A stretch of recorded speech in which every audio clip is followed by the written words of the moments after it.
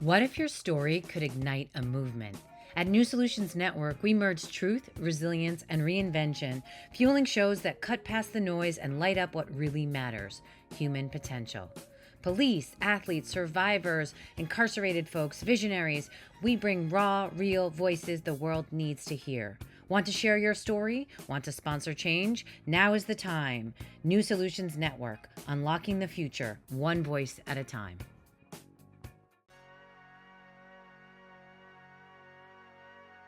Hello, hello, hello, and welcome to another episode of the Natanya Experience. And today I have a fabulous, fabulous guest that I would love for you to give some time to get to know, because you may be seeing him on some of our shows as a guest host. The one, the only, Dr. D, Dr. Castro, Mr. Dimas, Mr. 17 names, but we're going to call him Dr. Castro today, is in the studio. Thank you so much, Natanya. How are you? I'm doing great, thank you. It's Awesome. really truly my second day back from quite a bit of a hiatus, and I'm excited to spend time with people like you. Appreciate Our that. fabulous Marvin is keeping us on the clock, and we're gonna get into it because you are quite an interesting person. Well, everyone who comes through these doors, everyone's an interesting person to me, but you are an interesting person, I think, to a lot of people, and you've done some really incredible things for this world. I would love to just start with a little bit about today, who you are and what you do in your practice, and then maybe we will go back into the road that you took to get there. Absolutely. Yeah. So, full name Dimas Castro, Dr. Castro. Clinical social worker, doctoral level, right? I work in kind of like I would say like a 9 to 5 in a hospital setting. And I also do my own thing privately to try to reach different populations and stuff like that. And, my whole thing is paying it forward, right? I was in my journey, I met a lot of great therapists and people that really kind of had that connection with me. And it was hard for me to connect. I connected, when I was older and got the help that I needed. So, life experiences and my passion to help, that's what I do what I do now. And now I just want to, make my presence felt in the world. And I've been kind of pushed to do this because I'm a little shy. Right? Yeah, so that's the other thing. Yeah, the camera. This is a virgin voyage. Yeah. Okay, but we're gentle here. I'm not, right, Marvin? We said we don't bite, only at night. Exactly. That was the joke we made. I like that. Yeah. But, so you're in Harlem. You're based in Harlem. Right. I'm a native New Yorker, Harlem He's a native born. New Yorker. I love to say biracial. I like to bring people together.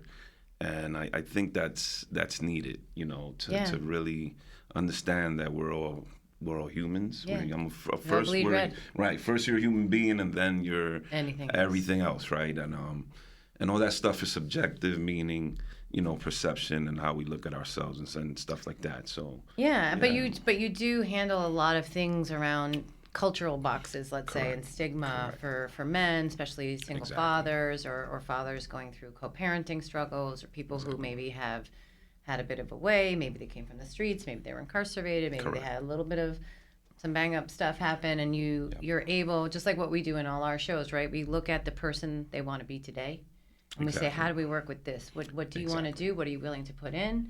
And whatever you did in the past is done. Exactly. And we don't have to let it define us. Exactly. And that's very admirable. Some people would say it's the Lord's work. I just saying it so that it appeals to everyone that you're a hero to me and us, and that's why we invited you into the network as Thank you so much. As a contributor. And yet you're like, I'm not sure if I'm good. We're like, yeah, you'll be good. Yeah, thank you so much. Because what you've already done for so many people already speaks volumes. We wanted to help you have your voice shared, and also the stories that you can tell that are real. Yeah. And some of them came from your early career, or maybe not early, but to say you have a military background. Correct. And I was wondering if you could talk a little bit about that, because I would say your demeanor is such a gentle giant, and yet, what people think of, especially, I know I worked with the military too, and the PTSD stuff, and there's a misconception there about how hard you have to be all the time. Right, yeah. And so that you're in mental health and you're male and you're biracial and you're in Harlem and you're military. It's a lot of interesting. Like, wait, what? Yeah. So I'd love for you to talk to us a little bit about that military time and what that was like. Absolutely, it was amazing. An honor to serve my country. And while I was in the military, I saw some combat, right? So that's real, like, to me it was very scary. Got to experience some conditions, etc., and developed a passion to help those that are going through it as well. It was PTSD, right? You know what I'm saying? It wasn't a theory; it was real. It was real, exactly. And we need, from my experience, we need people that have kind of like been through it to kind of really understand. That's why we're honored to do that, because you walk the walk. Exactly. So there's a lot of passion. And in the military, no soldier gets left behind, that kind of concept. So, and we going in, all in, like, we're going to figure it out and meet you where you're at. And kind of like, carry those values as well. The core, like the military and what we call Army core values: respect, selfless service, to name a few, dignity. So yeah, it's just a tremendous journey. And when you have passion for something, you are really going to put a lot of time into it. So that's what I do. And, now that I'm seasoned, right? And just a little bit. Yeah, just a little bit. People actually come to me now. For example, in the VA hospitals, big shout out. I'm not gonna say which one because I work with a lot of them. Right. But we could start with the Bronx VA, Manhattan VA, that kind of stuff. Right. Brooklyn VA, and that's where most of my work is concentrated. Yeah, that's no picnic, no cakewalk. Exactly. I would say some of the most underfunded. I would say I was going to say least funded, most underfunded. However, sorry, my grammar fell away for a minute. In terms of resources, and need, right? We hear about that. And most people know, heroes who fought for, whether you had active or not, right? Who chose to put others before them. Exactly. And may or may not be in a way, and yet the resources are quite constrained. Absolutely. And then also the stigma. Yeah. So I learned a lot about stigma, and it's, they'll say, it's a difficult population. And I must say, based on my personal experience, a lot of us, struggle with substance use, so I'm also a CASAC, which is a credential alcohol and substance abuse counselor for the state of New York, aka addictions counselor. And, even before the military, I knew a little bit about that in my personal life, and those around me. And growing up in Harlem, we saw it was very prevalent in the 80s, right? Yeah. Crack pandemic. Now I'm aging. Now you know how old I am, more or less. Yeah. Dig it. Yep. And I wonder who's crack gonna is know whack. that. Crack who's is gonna whack. Know that Remember reference? That. Right, exactly. A few of them can. But my late first husband. He wasn't a participant in the track academic, but he gave me an education on New York in the 80s. Yeah. Hip hop is a culture thing. And then, for example... and listen, life getting up was quite painful. So there's no judgment in what you're saying. And I want to be clear. We're not saying it like that at all. Right, that's the thing, is to look at everyone who struggles as they're struggling. Exactly. And some people who act like they're on high usually have their own struggle that they're trying to deny. Exactly, right. And again, I use a humanistic approach, right? And that's what it's all about, person-centered. And it's like, no matter what you're going through, you're still you're still special, a person, human. And I think one of my gifts, I must say, I really do think this is a gift, is seeing the potential in all of us. I could see that. I could see, like, you could do bigger things, or stuff that you're not seeing. That's all that someone needs. Yeah, to hear. To believe it for themselves. There you go. Because they're probably not hearing that. And maybe never heard it. Exactly, really, probably never heard it. And there is some, and I'm not saying this as any kind of judgment on any of the armed forces. Right. But let's just draw from cinema, to be a little cheesy, but in terms of like the culture of the training and the preparation has a lot, just like, because we also work with professional athletes, right? The idea that kind of sergeant, your coach, your, in these fields, right, of these tough areas, you are kind of beaten down a little bit. You have to be made like broken and built up. Correct. And through that, depending on what your foundation was in your life. Absolutely. Right? So it sounds kind of silly. It's like the Barney dinosaur. You're special. Exactly. But the reality is, Exactly. if you don't have that in your mental record, Correct. then what is your motivation to be good to you or anyone around you? Absolutely. Right? And that's agree. what you help people find. Absolutely. And so when you help those people, you don't just help them. You help their sister, their mother, their wife, their daughter. Yeah. That's the thing. That's the whole point. Absolutely. And or, unfortunately, I mean, we can go there because this is a show about mental health. We just kind of sneak it in there about suicide, depression, and addiction. That's when that stuff can be, especially with law enforcement and military, the most debilitating because they're the most likely to be successful either in harming themselves or others. Correct. Because of the fact that they most often have a weapon. Absolutely. So, and they know how to use it. And those feelings can hit anyone. Just a lot of people don't have that. So that's why it's less of a thing. So the real urgency or the acuteness of that effort that isn't people see in the movies like there was a depressed person or a suicidal person and we talked them off the bridge and then everyone clapped and it was over.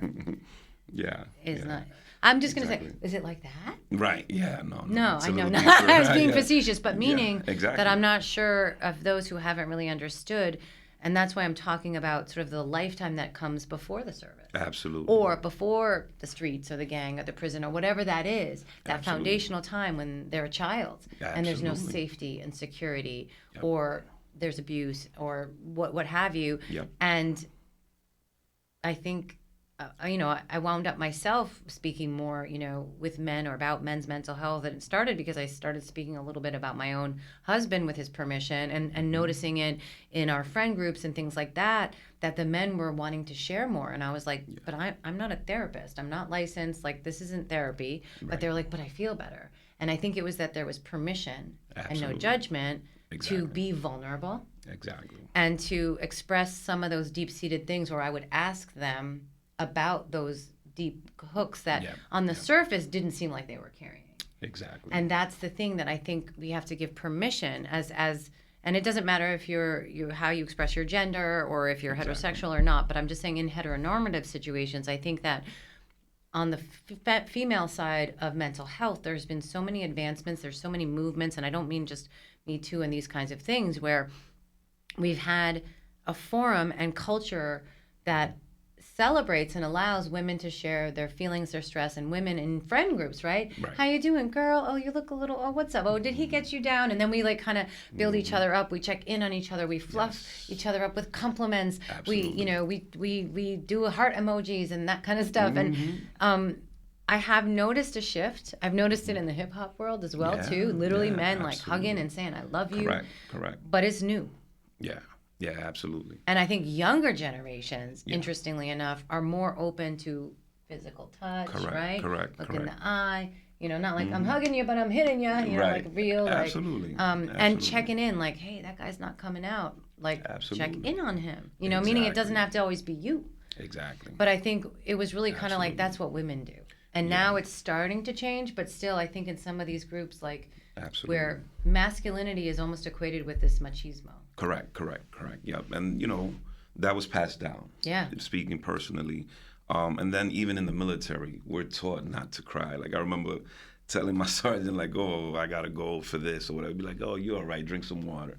Water take care of everything. But, like, you're not bleeding, stuff like that, right? So I was thinking, like, this is my arm. No, it's fine. Drink some water. Stop crying. So that's why military personnel sometimes is hesitant to even ask for help because they think they're good. And the identity in terms of the service role, it is required. Correct. So that's the double entendre. Correct. We are trained. Yeah, right, trained to, I mean, extreme opposite end, but I would say, please forgive me, audience, whoever hears this, I'm not comparing military to lifeguarding, but I'm going to say, in terms of that basic first aid and safety training that I did where you have to go towards danger. Yes. And so you can't go towards danger.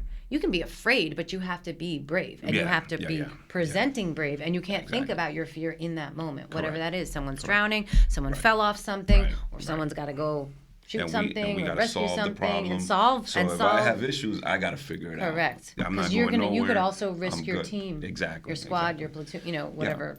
And then, like you were saying, right, is meeting them where they're at and using that biopsychosocial, spiritual frame and model where we're looking at everything. We're looking at your parents, where you come from, your ideals, your religion, all that stuff is it has to be looked at, and you got to have that cultural competency where you understand and study different religions, for example, and cultures, and then rapport. That connection, and I seem to have that almost naturally. I must say, I think that's also a gift. No, we can say. Yeah. I second. Yeah. And people tell me. And he smells really good too. Thank you so much. Ladies and gentlemen. Right. So that coupled with people telling me like, oh, you should get out there, and we need to hear more people like you. They need to see and hear that people like you exist. Right. And that's why we invited you into this world. Thank you so much. So happy that you said yes. Yes, absolutely. Because you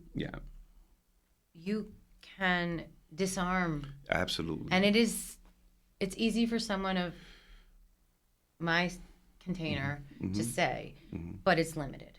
Right, of course. I can ask for trust and invitation, and I get it, and I'm thankful. But you're the lived experience. You're the real deal. Yeah, you're credentialed. You are of them, the people that you're trying to serve, and they will feel. There's no words I could say that could be what you can convey. Correct, and that is because I didn't serve. I didn't grow up like you grew up. I'm not male. I'm not I'm not very, those kinds of things. And so that's where we come together and we swap stories, right? And we say, I know this person, they're going through it, and I say we, also meaning like the collective support community. Absolutely. To be clear, sorry, I realized I'm like starting to talk to you like there's no camera, but that's good. That's the connection. But that's where we can also help share stories and share stories of true revolution in people and resilience, and where people blossom. And every time you do that, that person, they may have children, they may have a nephew, they may have somebody else who's in a kind of way, and they may not even have resources. They may be afraid because of maybe there's some criminal stuff going on, and they're afraid, or they're a minor, like you said, especially in the drugs area. Absolutely. So they want to keep it quiet, but they still need help.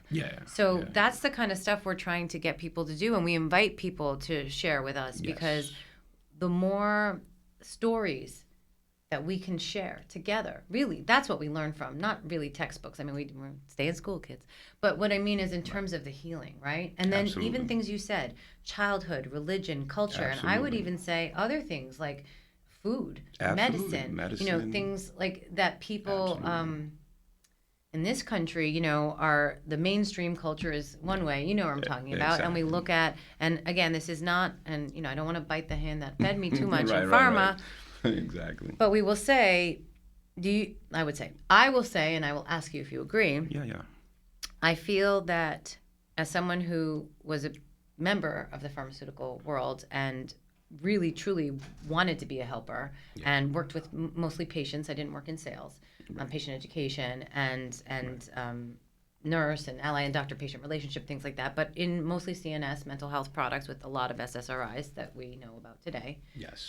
They have a place, especially when we talk about things like acute situations, major depressive disorder, if you can't get out of bed, if you are in deep mania, if you have schizophrenia, there's a lot of reasons. A lot of these medications are very important. However, what I started noticing late, but new to me, in COVID was, it was actually the last product that I worked on was a PTSD medication. And it was a big deal because it was the first oral, and I know you know which one it is. It's on R. Okay, right? But we were doing pre-commercial launch was all the research time, right? Right. So as we were doing our gathering, our teams, a lot of studies on psychedelics were coming up. Absolutely. And I was like, wait a minute. Oh, yeah. But this says they don't have these problems anymore. Right. And they had this session. I was like, what is this? And and I'm kind of being silly about it, but I'm saying it really, really shifted my entire perspective. Absolutely. On how we approach, treat, and understand many of the conditions that keep people in cages, right? Absolutely. Cages of the mind. Absolutely. And Yes. and so I'm a layperson here, but just saying that it seems like it was in the military and, let's say, high performance, especially when there's a lot of training. Like, I think real professional athletes, military, yep. and maybe even fintech bros, I joke, but where there is almost like a schism, right, of Yep. self. Schism of self, absolutely. Right, and then Absolutely. it's really the reason that psychedelics kind of go in there and be like, boop, Correct, you can't correct. hide anymore, Exactly. right? Yeah. And that's absolutely. also why, if it's not done with a professional or support Right. team in mind, it can be dangerous and really Correct, bad. And that's correct. what people focus on and say why it's so dangerous. I'm like, dude, a knife is dangerous, fire is dangerous. Correct. It's how you use it. It's Exactly. tools. Exactly. So that's what shifted my whole thinking, really, truly, Absolutely. about who am I aligned with, what am I doing, and are we healing people with these medicines? And I do think they listen. And if you have oncolytic products, I'm not saying anti. I'm just saying I think healing is different than managing. Correct. Perfect. And so I was curious. Well said. Yeah, no, absolutely. I believe first you need an assessment, right? See where you're at. Yeah. Okay, what levels. So I would say almost any treatment for mental health or severe mental health diagnoses should be coupled with therapy. So I'm a strong advocate where, like you said, the medication is more like temporary or like a Band-Aid to get you to Stable, kind of like basically. dig deep and Yeah. see what's really what's the issue that a lot of times we're just not aware, and it's Yeah. unconscious and stuff Yeah. like that. So that's where I come And in. it's deeply tied to how you define your whole self. Absolutely. And then there's the whole transition period, right? Correct, So now you have people who, let's just be sort of market basket addiction challenges, but really around what they do for fun, who they hang around with, what they do for work. Right, exactly. All of those things now get reevaluated. Absolutely. Who's in their family that they can be with. Absolutely. And absolutely. that's another layer. So even as you're trying to move through, and so how do you see like that? Like do you have any stories of people? Yeah. You know, like you said, many layers, right? And one thing I know for sure, we want to create that psychological safe space where you can open up to somebody, because sometimes it's not easy to just say, oh, well, you know, I think this, that, or whatever. So and they want to know, like, what's your agenda? Exactly. Who you work for? Yeah, You're going to tell the government this about exactly, me because you're VA. Exactly. I'm just it's saying confidential. Things that I know, right? but and that's why I love this opportunity to kind of like share a little bit on how like, you know, psychotherapy works and why it's important to what I like to call, and this is mine. I wish I could put a patent on this, and this is something that I kind of like tell myself, you know, and some of my clients, and I'll say, we're gonna do a mind check.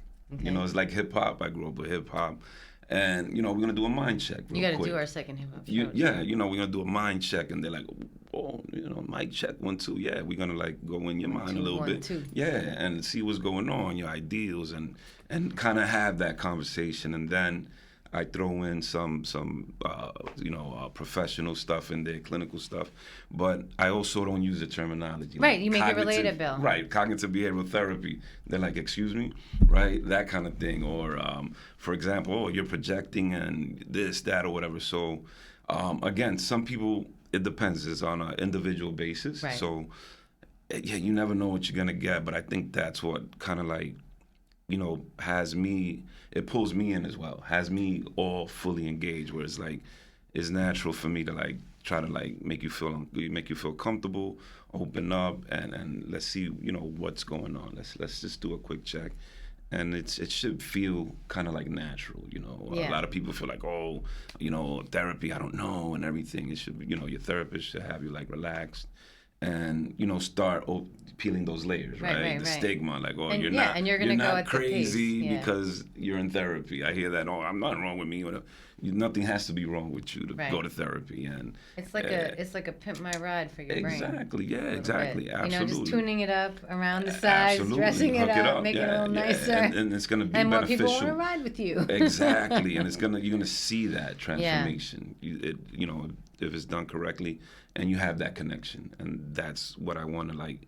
You know, that's like my message is like, you know, there are people that will get you. You know, Yeah. there are people like you or whatever from Yeah. the same backgrounds or whatever, and like you said, it has a lot to do with beliefs and things of that Yeah. nature, and yeah, I think it's very important, and I just want to put that message out there, like, you know, get a mind check real quick, or, you know, maybe you've been dealing with something and you haven't spoken to anybody about it. Yeah. That's very important too. Like, if you have something that you never told somebody, that's kind of like an indicator, you know. Yeah, that's let me probably see if your I can thing. open up. Right. That might be your thing. Yeah, you know what I'm saying? Yeah. Yeah. Absolutely. I mean, So, at a minimum, people are going Yeah. to ChatGPT. correct. And they're they're- getting answers and yeah. everything, but it's not human. No. I'm sorry. And it's not it's limited. thinking, Correct. it's regurgitating It's what's been fed. Correct. But correct. but I do think Absolutely. that's probably another show. That's another Um, show. Yeah. Would it be okay to ask you a couple Anything. things? Well, we'll see. Right? Yeah, No, I don't even anything. think this is so bad. Yeah, One of the no. things I was going to ask you was be kind of biased on my own. Mm-hmm. Well, the reason I'm not a therapist is I couldn't handle it. Right. It was too depressing. Yeah. And yeah. 3 or 4 times I went to try and go back, went like either partway through or finished some things, and then, you know, you go through the first rotation, you know, and the first time was the biggest mistake because I was like, I want to help the neediest children, and then Yeah. it was eviscerating. It made me like physically sick. I had Absolutely. nightmares. Yep. I'm not proud of this. I'm just being honest. Like, that is also why I have so much respect, Thank you.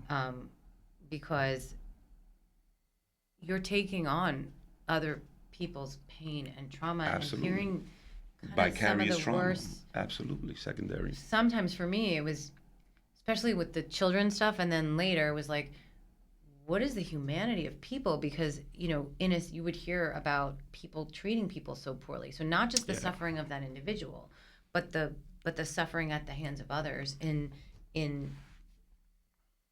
just really cruel ways, right? So Yeah, so absolutely. it made me question, you know, everything. Like, what kind of life is this? What kind Yeah. of powers that be is this? Who would allow this? You know, like it was. Right, It was. I'm yes. just, you know. Absolutely. Absolutely. And so Yeah. I'm just curious, like, does it Absolutely. ever get you, like, or even interviews? It does. This is sort of not therapy, by the way, Yeah. but even interviews does. about mental health on our shows. You know, I especially, you know, when I started Psych and Hip Hop, now Dante is our host for Psych and Hip Hop of Rage You. Peace out. Incredible mental health app. Please check it out. But I would get off the air and I would like sit back and just be like, Yeah. and I would think about the stories that the person was saying very matter-of-factly to me. And I was trying not to have a reaction, and I could feel my voice quaking. And I was imagining this little child on the street, like what they were saying about. And they're like, and then I did this. And they kind of just gloss over it and go to the next thing. And I'm like, wow, this is why I can be a therapist. Because I had to like notice that I was like, I can't get up for a minute, you know? And then I'm like, I have another one in 5 minutes. Okay, I have to perk back up. Yes. But, you know, and I'm not responsible for them. So that's even with that filter, it's heavy. It's heavy. It's heavy. So how do you handle that? Yeah, no, it is something that you really have to pay attention to. So, strong support, I have that. Continual training, right? And you know, you have to learn how to decompress, right? Separate and Clearly, all that stuff. I didn't get that. And it takes time, right? It takes time, and also you have to kind of allow it to go through you. So, for example, I'll give you an example. I hear a story about sexual trauma, right? It's very powerful, and you know, it could mimic my life. For example, my daughter, same age or whatever, and it's like, you know, yeah, I might cry, or after the session, I might need to speak to somebody, right? So to all the, you know, therapists and future therapists, that's something that you really, and we call that compassion fatigue, right? Because it's like, it's a real thing. There's no way around it. That's why not everybody can do what we do. Right. I mean, and COVID was one of the first times that sort of the mainstream press started to pick up on. I mean, it's horrible that it was such an extreme. Yeah. But all of a sudden, medical professionals are now dying by suicide at exorbitant rates, exponential rates that have never happened before. Absolutely. And it's all along that. Now, they weren't all in the mental health field, but obviously we're talking about the fatigue of feeling helpless to help somebody. Or I don't know about you, but at the time when I was first starting out, was actually before cell phones, and there was some kids who didn't come to the appointment, and I went to like go look for them. They're like, you can't do that. And I, you know, they would just be gone. Right.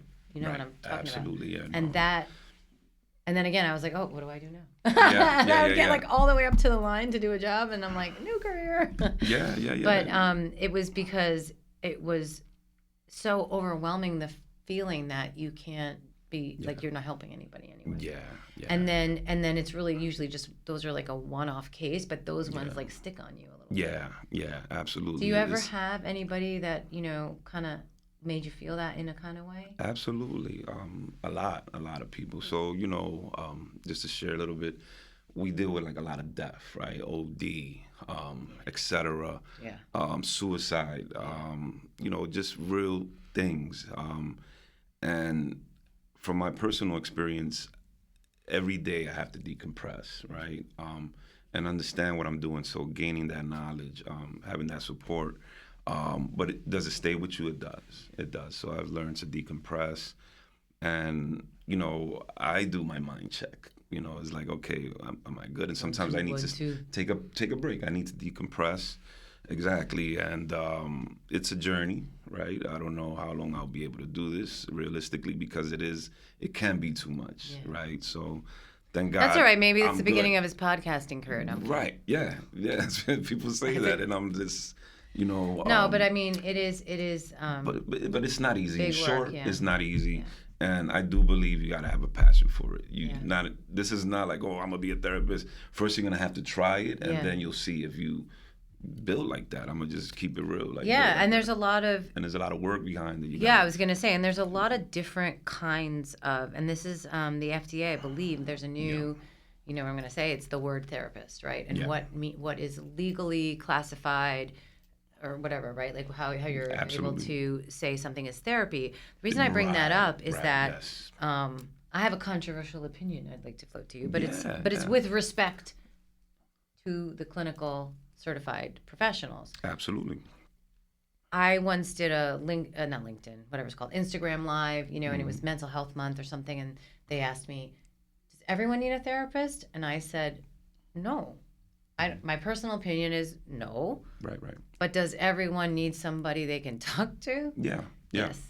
Right. And does everyone need somebody that they can talk to that they think will love them no matter what? Right. That will look out for their best interests even when they're acting against their own self-interest? Right. Absolutely. And sometimes it requires, and there are benefits that are, exponential in that way. Correct. But we do know, unfortunately, that there are some barriers. There are barriers that are culture. There are barriers that are financial. That means that sometimes that's not available. We're very fortunate. You want to say the number that if anyone listening or seeing this, there is a free, toll-free number. It's only 3 numbers that you can call.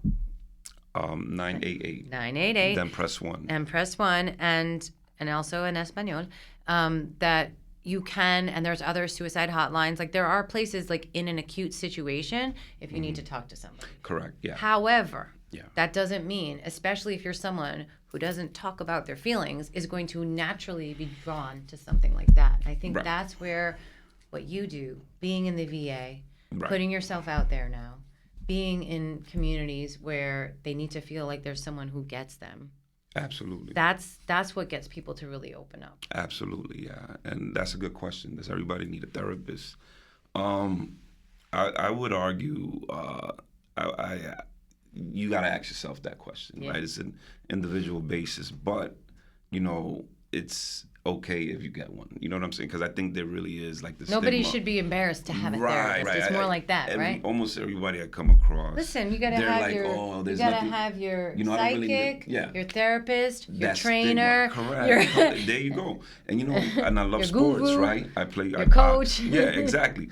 I boxed and I play college basketball, right? So I know about sports. I know what depression is when you don't make the team or you don't make it to the NBA, right? Or you're not getting that Olympic gold. But, a lot of my clients, I tell them, is like, when you watch a boxing match, you see they go out there, boom, boom, boom.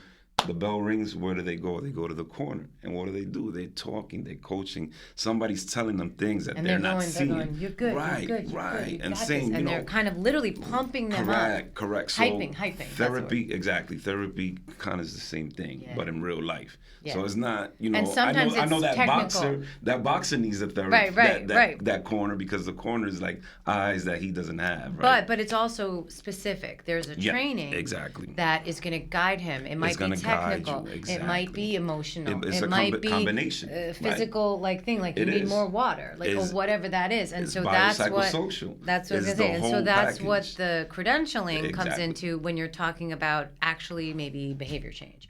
Or things like that. But in terms of just like for standalone. So I think that's where we like dance around, like how we all support each other in some way with the tools that we have on our tool belt. Correct. And I like to take people who have never like roller skated. Right. Or laser tag. My friend took my idea, let's just say people of the CIA way, to laser tag. And if he ever sees this, I'm not naming names, but just saying, I told him about it and how first the guys were like, no. Or how I got the police to do the yoga event. They were like, yoga. And then I'm like, just try it.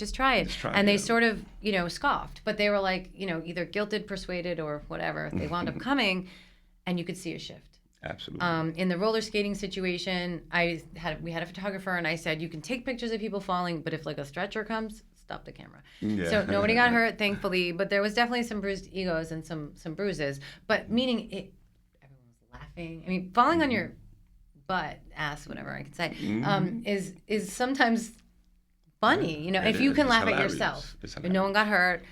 We offered like pads, but most of the guys, I don't need pads. And then you could see who like put the skates away after a little bit. You could see the furious pumping of arms and legs, like the really, but not moving. The physics of it was fascinating to me. Like, how could there be so much movement and no skating? But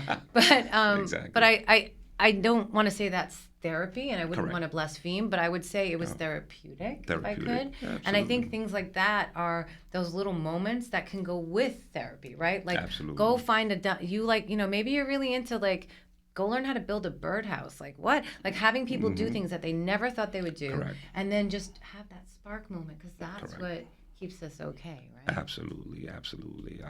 I'm a big fan of that. Try something you never tried before. Challenge yourself. Challenge your mind, and that creates growth, because you are learning and you're using parts of your brain that you probably never even used or knew, or and you become vulnerable when you try something new. Right. That is going to break your ego a little bit. You got it. It's like, all okay, of us, I'm learning, right? And then you're going to see the personalities come out. Like, I got this. And then the jokes later are really good. They're hilarious. And they last for years. Yeah. So, and then like I said, the traits are going to come out. Some people will put the skates back. I'm never doing this. And some are going to love it. And that could be a life-changing event for them. And they can go on and keep skating for the rest of their life, and then bring their families. It was Super Bowl halftime show 2 years ago or whatever. So I know it's actually cool. Absolutely. Fun right now. Yeah. So in terms of the upcoming fall, anything exciting that you have coming up? Any like conference or any special events, anything like that you're involved with or want people to know about? No, not right now. Right now, basically, I'm just focused with my private practice and my clients at the hospital. Are you accepting new patients? Absolutely. I am. Okay, good to know. Yeah. Absolutely. I already have talked to you on the show. And I'm like, we have some people for you. And we probably have some people who might find you through this. So thank you so much. What is the best way to get in touch with you? Right. You could email me at drcastrony@gmail.com. There you have it. That's the best way. Old school, Old school Gmail. Keep I like it simple. Castro. Castro. Yep. Thank you so much.